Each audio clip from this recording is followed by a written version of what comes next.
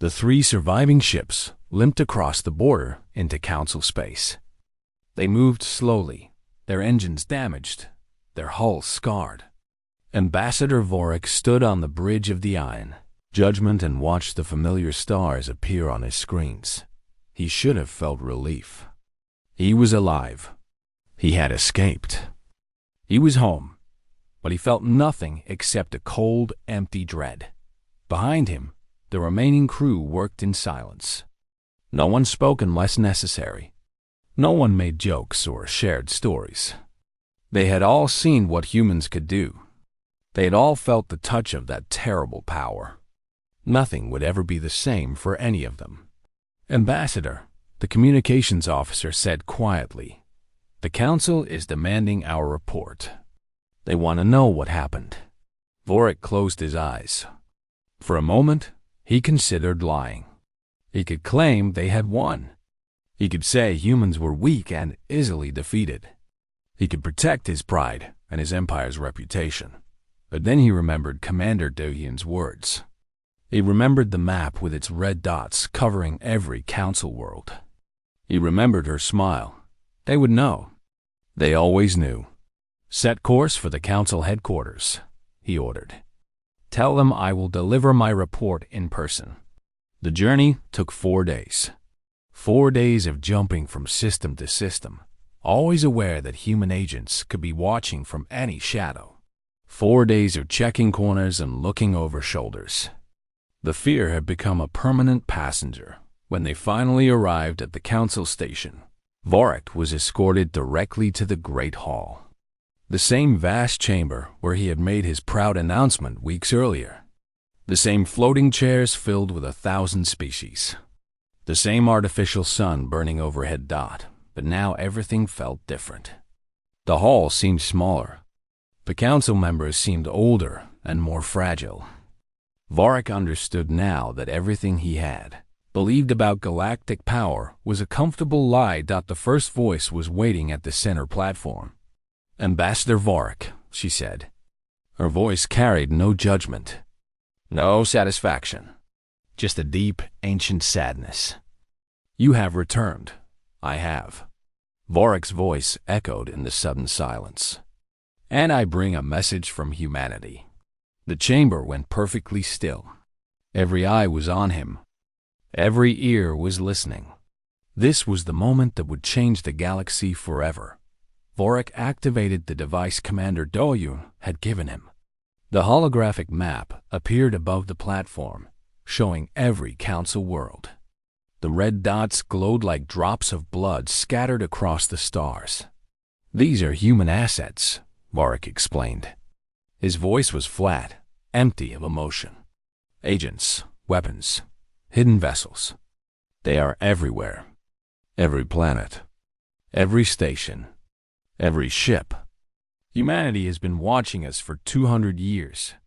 They know everything we do. They can reach us anywhere." Murmurs rippled through the chamber. Some Council members looked skeptical. Others looked terrified. A few tried to stand, as if preparing to flee. "Last night," Vorik continued, "every member of this Council received a gift on their pillow. Something taken from their private chambers. I understand some of you found jewelry. Some found documents. Some found childhood toys from sealed family vaults. This was not theft. This was a demonstration." The murmurs grew louder. Several Council members reached into their robes and pulled out small objects. Vorik recognized the gestures of species confronting proof they could not deny. "Humanity does not want war," he said. "They do not want to conquer us. They simply want to be left alone. And they want us to understand something very simple." He paused, letting the silence build. "They could end us at any time. All of us, simultaneously, before we even knew what was happening. They have chosen not to. That choice is a gift. And gifts can be taken back." The first voice stepped forward. "What do they ask in return for this gift?" "Only what they have always asked." Vorik looked directly at her. "Stay out of their space."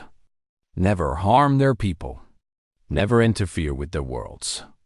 The same request they have made since they first reached the stars. And if we agree, then nothing changes. They will continue to watch, but they will not act. We will continue to exist, and they will remain content in their territory. Vorik shook his head slowly. I led 12 warships into human space. 4 were erased from existence. 2 were taken apart piece by piece in seconds. 3 were crippled so badly they barely function. I lost 7,000 crew members. And the humans accomplished all of this without ever appearing on our sensors, without ever fighting a battle we could understand. He looked around the chamber at all the faces staring back at him. I went there to prove humans were not monsters, he said quietly. I was wrong. They are not monsters.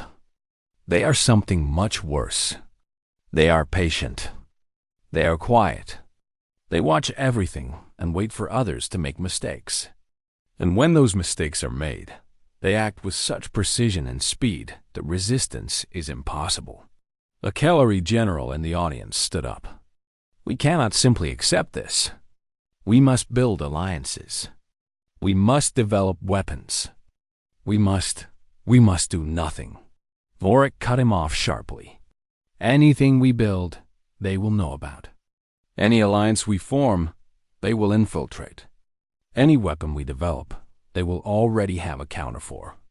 I know this because Commander Dohi showed me the plans for our newest warship design. Plans that exist only in encrypted files on secured servers in our most protected bases. She showed them to me on a screen in a holding cell, and she smiled while she did it. The general sat down slowly. His face had gone pale. The first voice raised her hands for silence. The chamber gradually settled. Ambassador Vorik, she said, you speak with the weight of experience. What is your recommendation? Vorik thought for a long moment before answering. Make their border sacred, he said finally. Teach every child in every species that human space is forbidden. Not because of law, not because of treaties, because to enter is to die. Make the fear so deep and so permanent that no one, no matter how proud or foolish, ever forgets. And in return? In return, we get to live. Vorik's voice cracked slightly. That is all. That is everything. We get to continue existing in a galaxy that humanity could take for themselves at any moment. That should be enough. The council voted within the hour. It was unanimous. From that day forward, human space became sacred ground. Maps were redrawn with new warnings. Navigation systems were programmed with automatic blocks. Children were taught stories of the shadow species that lived in the dark between stars, watching and waiting with infinite patience. Trade with humans continued through designated stations at the border. A few brave merchants made the journey, and they always returned with tales of quiet people who asked for nothing except to be left alone. The humans bought some things and sold others, but they never invited outsiders to their worlds. They never shared their technology. They never explained their power, and so the galaxy moved on. Centuries passed. Empires rose and fell. New species reached the stars and learned the old lessons. Some tried to test the boundaries, as Vorik once had. None of them returned. The stories grew with each generation. Humans became legends, ghosts, demons who wore the faces of ordinary beings but wielded the power of gods. Some species worshipped them. Others tried to forget they existed. None could ignore them completely. In the quiet corners of their territory, humanity watched it all. They raised their families. They built their cities. They laughed and loved and lived as they always had. Occasionally, a human child would ask about the strange symbols on the maps, about the borders that no one crossed, about why the galaxy seemed so afraid, and the parents would smile and say, once, long ago, someone tried to hurt us. So we taught them the truth. We taught them that we are small and quiet and patient. And we taught them that those are the most dangerous things in the universe to be. Then they would return to their ordinary lives, and the stars would burn on unchanged. The galaxy had finally realized what terror meant, and in understanding, they found the only path to survival: absolute, unquestioning respect for the species that walked quietly among them, watching everything, saying nothing, forever waiting for the next fool brave enough to forget. Humanity smiled, and the universe held its breath. The holding station was not what Varric expected. He had imagined dark cells with chains on the walls. He had prepared himself for torture and pain. Instead, he found himself in a comfortable room with soft lighting and clean furniture. There was a bed, a desk, a window that showed the stars outside. It was almost pleasant. That made it so much worse. Ambassador Varric sat alone for 2 days. Food was delivered through a slot in the wall. It was good food. Human food. Strange flavors, but nourishing. No one came to question him. No one came to threaten him. He was simply left alone with his thoughts. On the 3rd day, the door opened. A woman walked in.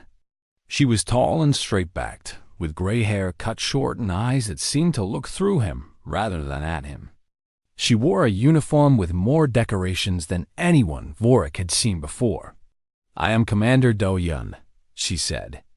"I oversee external affairs for human territory." Varric stood slowly. His legs felt weak after 2 days of sitting. "What will you do with me?" "That depends on you." Do-Yun sat in the chair across from him.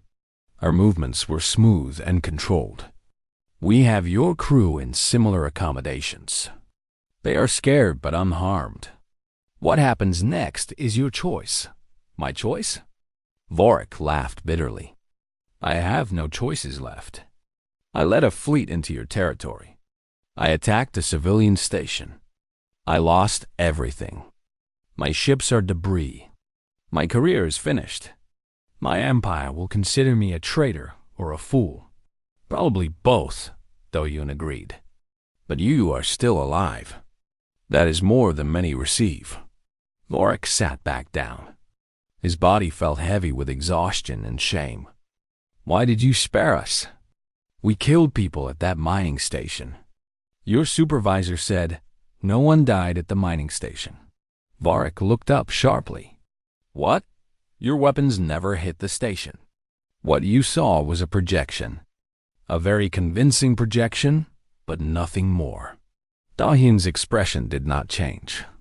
"We knew you were coming, Ambassador. We knew the moment your fleet left Kalari space. We had months to prepare." "Months?" "But we only decided to cross the border 3 weeks ago." "You decided 3 weeks ago. We knew 6 months ago." Do-Yun leaned forward slightly. "Do you understand now? We know everything that happens in this galaxy. Every secret meeting. Every military plan. Every whispered conversation between council members. We have been watching for 300 years." Varric felt cold. "That is impossible. Your species is too young. Too small." "Young, yes. Small, no." Do-Yun stood and walked to the window. "Let me tell you something about humans, Ambassador. We do not think like other species. When we were alone on our planet, we constantly fought among ourselves. Nation against nation. Tribe against tribe. For thousands of years, we perfected the art of war. Not the big, obvious kind. The quiet kind. The kind where you win before your enemy knows a fight has begun." She turned to face him. "When we reached the stars, we found a galaxy full of species that fought like children. Grand fleets, open battles, declarations and honor and all that nonsense. You treat war like a game with rules. We treat it like survival. There are no rules in survival. There is only winning. Then why spare us?" Varric asked again. "Why not simply destroy our fleet and be done with it?" "Because dead ambassadors cannot deliver messages." Dahyun walked to the desk and placed a small device on its surface. The device projected a map of the galaxy into the air between them. Varric recognized the familiar shapes of Council space. The homeworlds of 100 species glowed in different colors. Then new markers appeared. Red dots scattered across every major system. Every capital world. Every military headquarters. Every location of importance. What are those? Vorik whispered. Those are our assets, Dahyun replied. Agents, devices, ships hidden in places your sensors cannot reach. We have been placing them for 2 centuries. Every council world. Every fleet command. Every government building. Vorik stared at the map. The red dots covered everything. There was not a single major location without one. If we wanted to destroy the council, Dahyun continued, we could do it in one night. Not one world at a time. All of them. Simultaneously. Before anyone even knew what was happening. Why are you telling me this? Because I want you to understand something. Dahyun's voice was soft but carried the weight of absolute certainty. We do not want to destroy you. We do not want to conquer you. We simply want to be left alone. Every time a species forgets that, we have to remind them. And the reminders get more severe each time. She touched the device, and the map changed. Now it showed only Kelari space. The red dots were everywhere. In the palace. In the military bases. In the shipyards. Even in Vorik's own family home. We could end your empire before you return home, Dahyun said. But we will not. Instead, you will go back to the council. You will tell them what you saw. You will show them this map. And you will deliver a message from humanity. What message? Dahyun looked directly into his eyes. We have always known where you live. We have always known your weaknesses. We have chosen not to act on that knowledge. That choice can change at any moment. Remember that. Vorik felt tears forming in his eyes. He had come to human space as a conqueror. Now he understood that he had never been anything more than a messenger waiting to be used. Why do you not simply destroy us? He asked. His voice was barely a whisper. If you have this power, why allow us to exist? Dahyun's expression softened slightly. It was the first sign of genuine emotion Vorik had seen from her. Because we remember what it was like to be small, she said. We remember being afraid of the dark. We remember struggling to survive on a single world while the universe seemed vast and hostile. We do not want to become the thing we once feared. She walked toward the door, then paused. Humanity is not cruel, Ambassador. We do not enjoy causing pain. But we will protect our homes and our people with absolute commitment. If that means the galaxy fears us, so be it. Fear is a better guardian than armies. The door opened. 2 human soldiers stood outside, waiting. Your ship is ready, Dahyun said.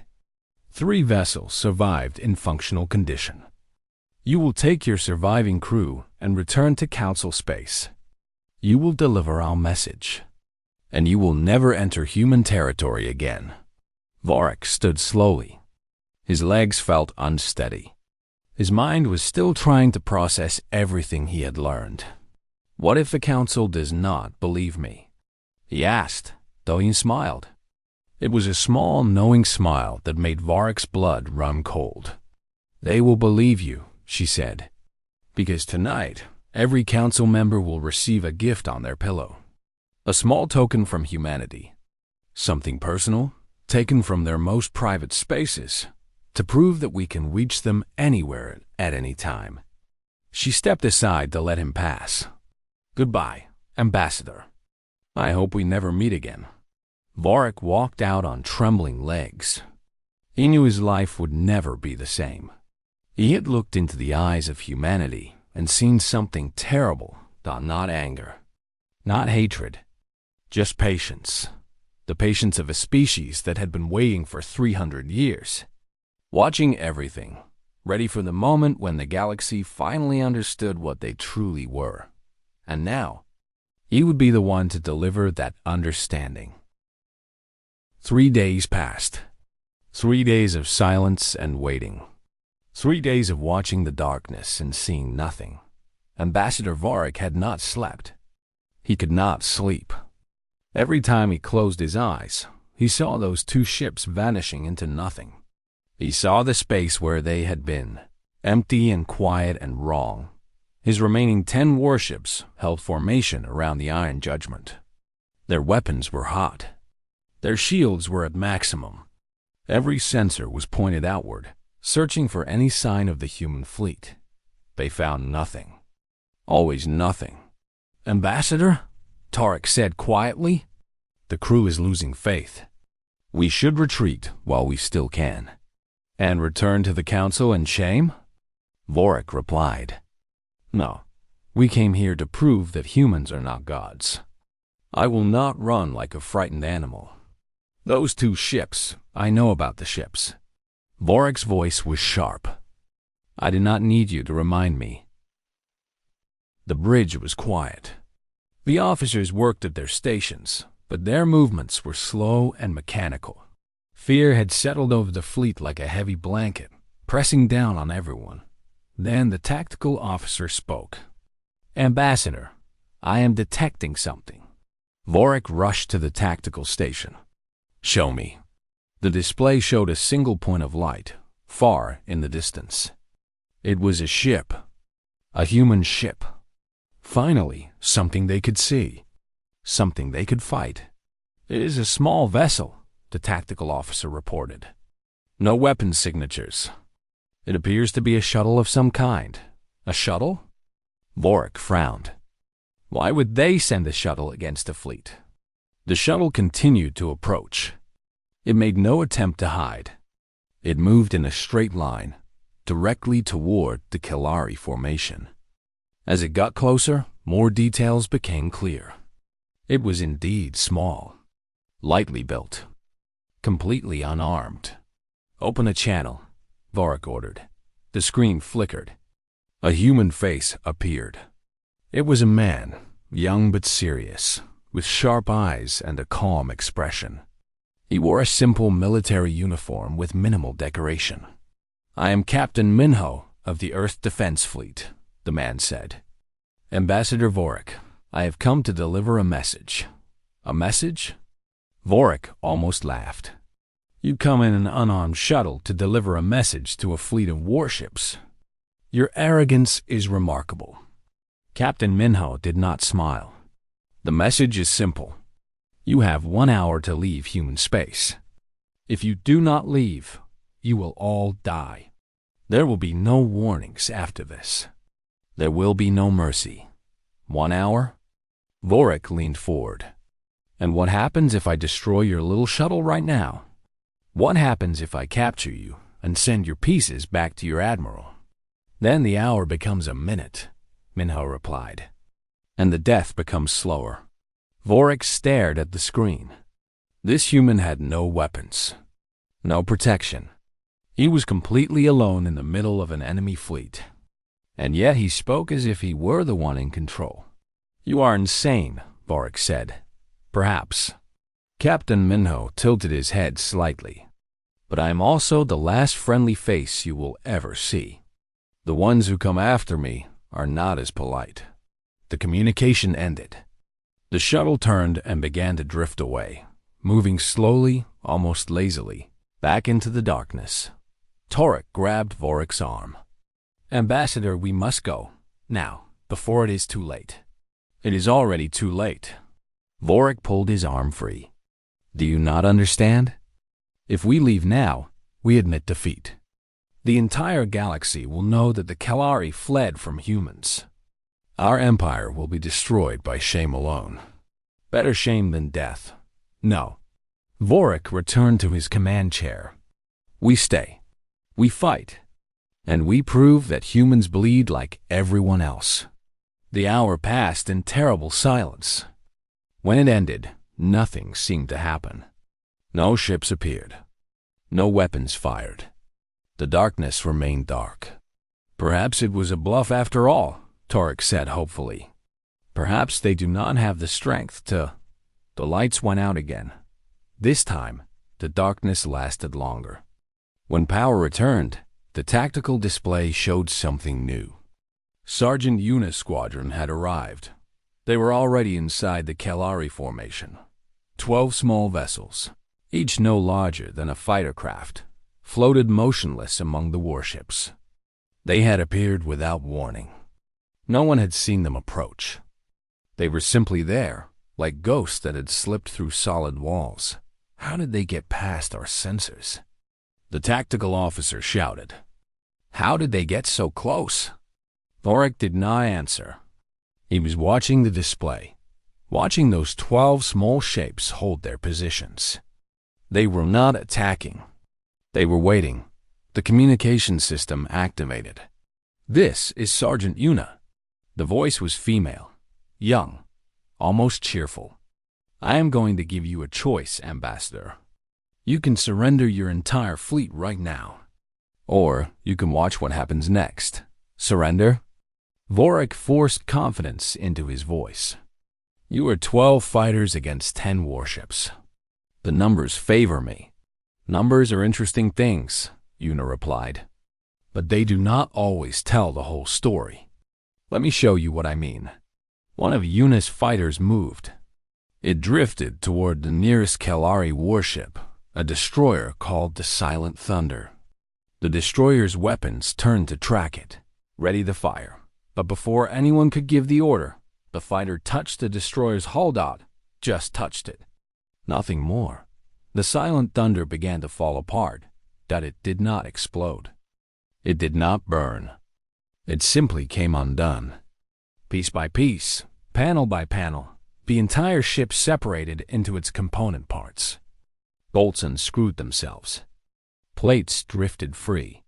Wires unwound like living snakes. In seconds, the warship became a cloud of floating metal and plastic and glass. The crew floated among the debris. They were alive, unharmed. But they were trapped in space, their suits the only thing keeping them breathing. One touch, Sergeant Yuna said. That is all it takes. Now imagine what 12 of us could do to your entire fleet. Vorik watched the debris cloud spreading. His hands gripped his armrest so tightly that his claws left marks in the metal. What are you? He whispered. We are humans, Yuna replied. We are what the galaxy made us. Every time someone attacked our homes, we learned. Every time someone killed our families, we adapted. You think we are monsters? No, we are simply survivors. And survivors do whatever it takes. Another fighter moved. It touched a second warship. The same thing happened. Pieces separating. Crew floating free. Another vessel reduced to nothing but scattered parts. Stop, Vorik said. His voice cracked. Stop this. Surrender, Yuna repeated. I cannot. My honor. Your honor will not protect your crew. Yuna's voice hardened. In 3 minutes, we will take apart your flagship with you on it. You will feel nothing. You will have time to understand what is happening. And then you will float in the cold dark, surrounded by everything you used to command, and you will wait for rescue that will never come. Vorik looked at his bridge crew. He saw their faces, their fear, their silent pleading. He thought of his family back home, his children, his world. And for the first time in his life, Ambassador Vorik understood what true terror meant. We surrender, he said. Thought the words tasted like ash in his mouth. But they were the only words that could save what remained of his people. Sergeant Yuna's voice came back, soft and almost kind. A wise choice, Ambassador. Now power down your weapons and prepare to be escorted to a holding position. Admiral Taiho wants to speak with you personally. The Kalari fleet went dark. Weapons offline. Shields lowered. The proud warships that had crossed the border now drifted helplessly, surrounded by fighters they could not see. controlled by an enemy they did not understand. The hunt was over, but for Ambassador Vorik, the nightmare was only beginning. The Kelari fleet crossed the border at exactly midnight Galactic Standard Time. 12 warships moved in perfect formation, their weapons charged and their shields at full power. Ambassador Vorik stood on the bridge of his flagship, the Iron Judgment, watching the stars change around them. "We are now in human territory," his navigator announced. Vorik waited. He expected alarms, warning signals, angry transmissions demanding they leave. But there was nothing, only silence, only the cold emptiness of space. "Scan for human vessels," he ordered. "Scanning, Ambassador." The tactical officer worked at his station for several minutes. No contacts detected. "The area appears to be empty." Vorik frowned. This was not what he had expected. Where were the legendary human defenders? Where was the fear that the galaxy spoke of? "Continue forward," he commanded. "Increase speed to maximum." The fleet pushed deeper into human space. Hours passed, then days. They encountered nothing. No patrol ships, no defense stations, no warning beacons. It was as if humanity had simply abandoned this entire region. "Perhaps they fled when they saw our approach," suggested his second-in-command, a younger Kelari named Torik. "Perhaps the stories were lies all along." Vorik considered this possibility. It would make sense. Weak species often built their reputation on fear rather than strength. Maybe humans were simply very good at telling stories. "Continue the advance," he said. "Find me something. A colony, a station, anything." On the third day, they found the mining station dotted floated in orbit around a small gray moon. The structure was modest in size, barely larger than a single Kelari destroyer. Scans showed approximately 200 human workers inside, along with basic defense systems. Nothing that could threaten a fleet of warships. "A mining operation," Torik reported. "They are extracting rare minerals from the moon's surface. Minimal weapons. No military presence." Vorik smiled. This was perfect. They would take this station, capture the humans inside, and send a message back to the Council. He would prove that humans could be defeated like any other species. "Open a communication channel," he ordered. The screen flickered and a human face appeared. It was a woman with short dark hair and calm brown eyes. She wore a simple work uniform, stained with dust and oil. Her name tag read Supervisor Jiwan. "This is Ambassador Vorik of the Kelari Empire," Vorik announced proudly. "You will surrender your station and your personnel immediately. Resist, and you will be destroyed." The woman named Jiwan looked at him for a long moment. Her expression did not change. She did not seem afraid. She did not seem angry. She simply looked at him the way someone might look at a child who had wandered into traffic. "You should leave," she said quietly, "while you still can." Vorik laughed. "You are 200 workers with mining equipment. I have 12 warships. Your threats are meaningless." "They are not threats," Jiwon replied. "They are advice. Turn your ships around. Go back to your space. Tell your council that you made a mistake and that the humans forgave you. Do this, and you will live. And if I refuse?" Jiwon's eyes seemed to grow colder. "Then what happens next is your choice, not ours." The communication ended. The screen went dark. Torik shifted nervously. "Ambassador, perhaps we should consider—" "Silence," Vorik snapped. "She is bluffing. They have nothing. Prepare the attack." The order was given. Energy weapons charged across all 12 ships. Targeting systems locked onto the mining station. Vorik felt a surge of triumph. In moments, he would prove everything wrong. He would show the galaxy that humans were not monsters. They were simply pretenders. Fire, he commanded. Blue beams of light streaked across space. They struck the station's shields, which flickered and failed almost immediately. Explosions blossomed across the structure's surface. Vorik watched with satisfaction as sections of the hull crumbled and broke apart. Direct hits, Tark reported. The station is heavily damaged. Life signs are dropping. Good. Continue firing until the lights on the bridge went dark. For 3 heartbeats, everything was silent. Then the emergency systems activated, casting everything in a dim red glow. Alarms began to sound. What happened? Vorik demanded. Unknown, Ambassador. The tactical officer's voice was filled with panic. We have lost primary power. Shields are offline. Weapons are offline. I cannot, Ambassador. The navigator pointed at the main viewport with a trembling hand. Vorik looked. 2 of his warships were gone. Not destroyed.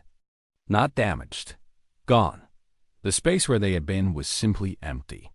There was no debris. No fire. No escape pods. It was as if they had never existed at all. Where did they go? Vorik whispered. I do not know, Ambassador. One moment they were there. The next moment, the navigator could not finish the sentence. The communication system crackled. A voice came through the speakers. It was calm, patient, almost gentle. This is Admiral Taiho of the Earth Defense Fleet. You have attacked a civilian installation and killed innocent people. This action has consequences. Vorik grabbed the communication panel. Show yourself. Face me like a warrior. I am not a warrior, Taiho replied. I am something much worse. I am patient. The communication ended. Vorik looked out at the darkness. He could see nothing. No ships, no weapons. Nothing at all. But he could feel something out there, watching, waiting. Get our power back, he ordered. Now, the crew worked frantically. Minutes passed. Power slowly returned to the ship. Shields flickered back to life. Weapons came online. But when they scanned the surrounding space, they found something new. The mining station was intact. The damage was gone. The hull was repaired. The 200 workers were still alive, still moving through the corridors as if nothing had happened. That is impossible, Vorik breathed. We destroyed them. I saw it. I know, Vorik replied. His voice sounded hollow and distant. I saw it too. The communication system activated again. This time, it was Supervisor Jiwan. I told you to leave, she said. Her tone had not changed. You did not listen. Now Admiral Taiho is interested in your fleet. That is very unfortunate for you. What did you do? Vorik demanded. What happened to my ships? Jiwan tilted her head slightly. Nothing happened to your ships. Nothing at all. That is what humans do, Ambassador. We make things vanish so completely that even the memory of them disappears. Those 2 vessels? They will never have existed. Their crews will never have been born. Their families will wake up tomorrow with no children to miss, no brothers to mourn. That is the price of crossing our borders. Vorik felt true fear for the first time in his life. Cold, crawling fear that settled into his bones and would not leave. You are lying, he said. That is not possible. You are welcome to believe that. Jiwan smiled. It was a small, sad smile. I hope it brings you comfort in the days ahead. The screen went dark. Vorik stood alone on his bridge, surrounded by officers who looked just as terrified as he felt. Somewhere in the darkness, something was watching them.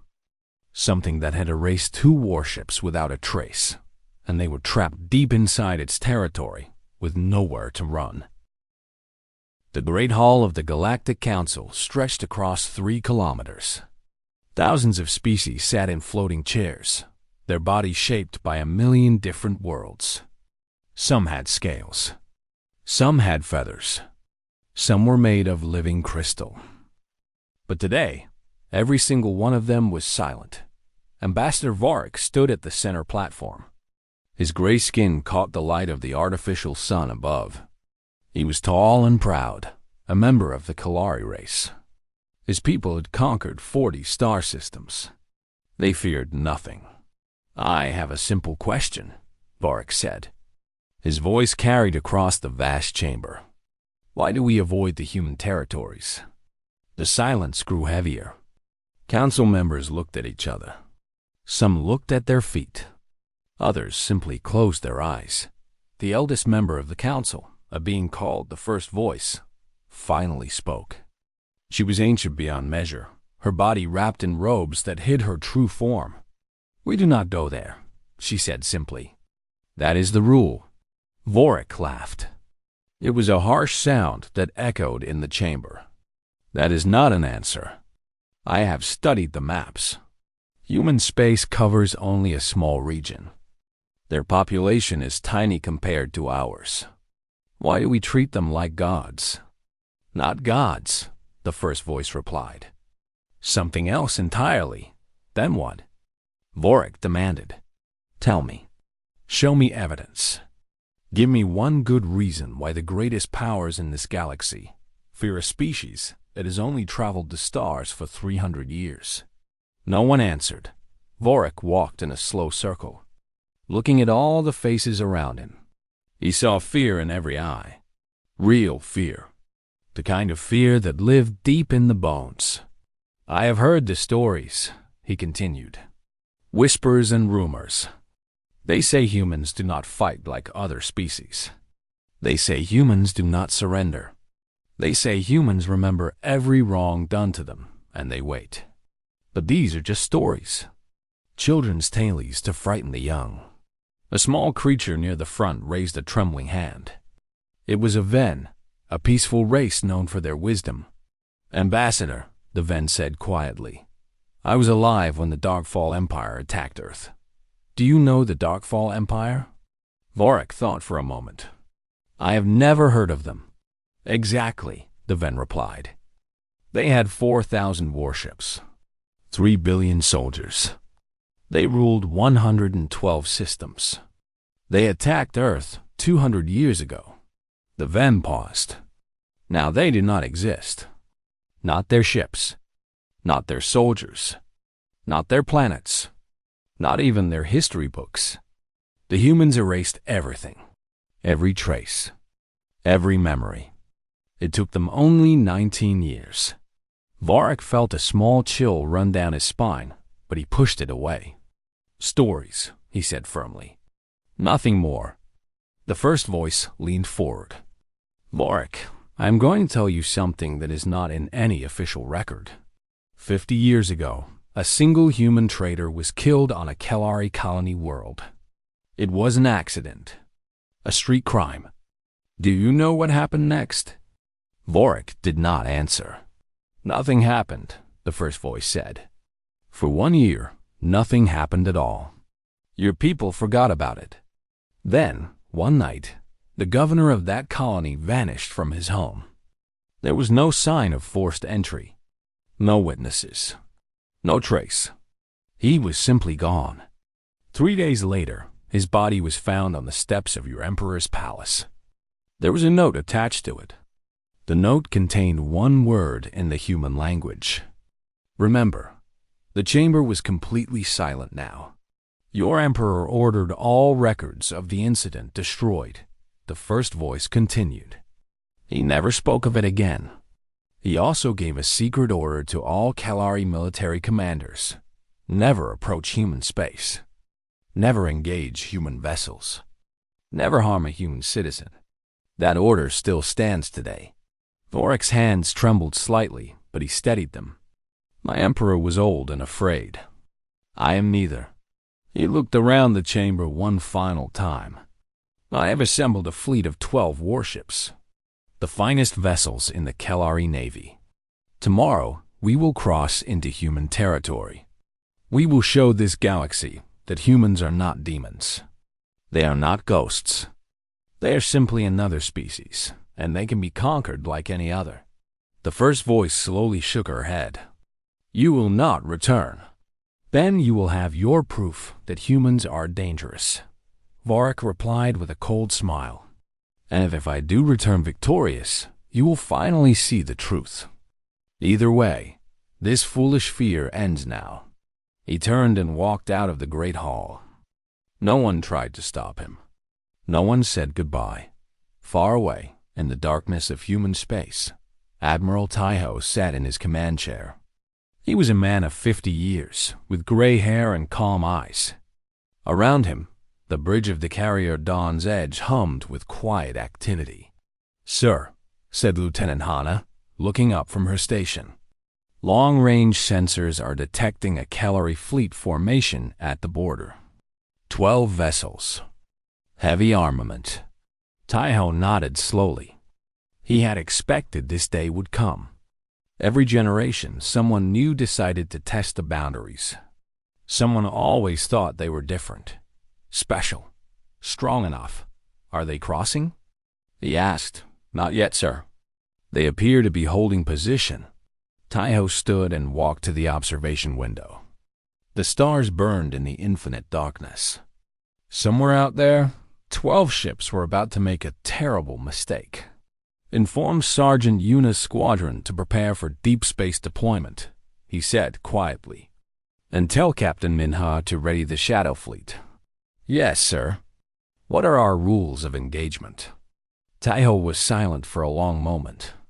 When he spoke, his voice was soft but certain. If they cross the line, we follow the old protocol. No warnings. No negotiations. We let them come deep into our territory. We let them feel safe. And then we teach them why the galaxy tells stories about us. Hannah's fingers moved across her console. Understood, sir. Taiho returned to his chair and sat down. He felt no anger, no excitement, only a quiet sadness. He had read the reports on the Kellari. They were not evil. They were simply proud and foolish. They did not understand that some doors should never be opened, but they would learn. They always learned. And by the time they understood the truth, it would be far too late.